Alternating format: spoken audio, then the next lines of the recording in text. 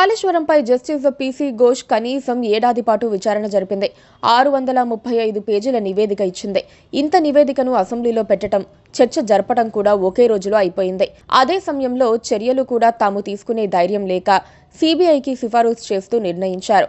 ఒక్క రోజులోనే కీలకమైన చట్టపరంగా నిలబడని బిల్లులను కూడా ఆమోదించారు.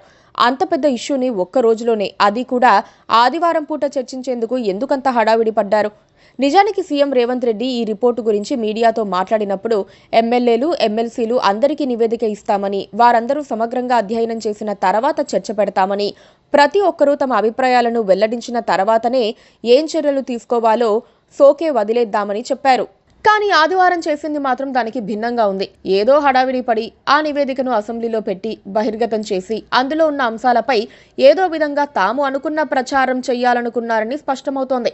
అదే చేసి చివరికి సీబీఐకి సిఫారసు చేశారు. సీఎం రేవంత్ రెడ్డి బిల్లును అసెంబ్లీలో పెట్టి కేరళకు వెళ్లారు. కాంగ్రెస్ పార్టీ హైకమాండ్ లో కీలక నేత అయిన వేణుగోపాల్ పుస్తకావిష్కరణలో పాల్గొనేందుకు వెళ్లారు.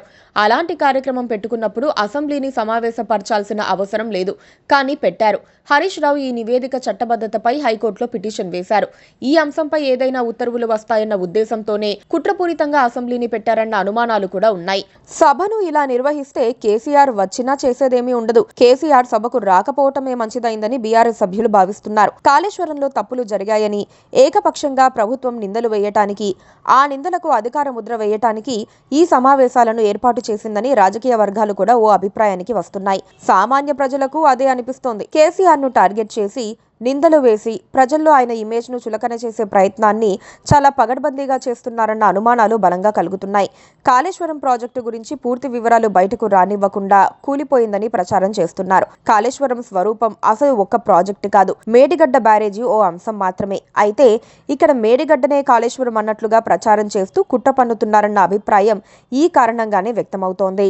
ఈ రిపోర్ట్ను చూపించి కేసీఆర్, హరీష్ రావులపై ఎలాంటి చర్యలు తీసుకున్నా అది రాజకీయ కక్షపూరిత చర్యలుగానే ప్రజల్లోకి వెళ్లే అవకాశం ఉంది. అందుకే కాంగ్రెస్ ప్రభుత్వం ఇలాంటి రాజకీయంగా ఉపయోగపడే ఆయుధాలని అధికార పార్టీల దగ్గరే ఉంచుకోవాలి. కానీ తెలంగాణ సీఎం రేవంత్ రెడ్డి ఎంతో కష్టపడి సిద్ధం చేసుకున్న ఆయుధాన్ని బీజేపీకి ఇచ్చేశారు. ఆయన నిర్ణయం వెనక కాంగ్రెస్ పార్టీలోనూ ఆశ్చర్యం వ్యక్తమవుతోంది. రేపు తాము కాళేశ్వరంపై చర్యలు తీసుకుంటే అది కక్ష సాధింపుగా ప్రజలు భావిస్తారని, అది తమకు రాజకీయంగా నష్టమని, కేసీఆర్ కు సానుభూతి వస్తుందని అనుకున్నారు. అదే సమయంలో సీబీఐకి సిఫారసు చేస్తే, చర్యలు తీసుకుంటే అంతకంటే కావాల్సిందేమీ లేదు.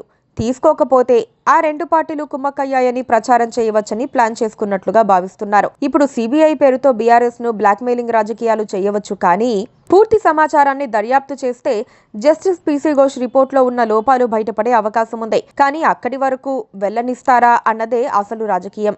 రేవంత్ రెడ్డి రాజకీయం రాను రాను పూర్తి స్థాయిలో కుట్రపూరితంగా సాగుతోందని, ఆయన బయటకు చెప్పేదొకటి చేసేదొకటన్న అభిప్రాయానికి జనం వస్తున్నారు. కాళేశ్వరం విషయంలో అదే జరిగింది.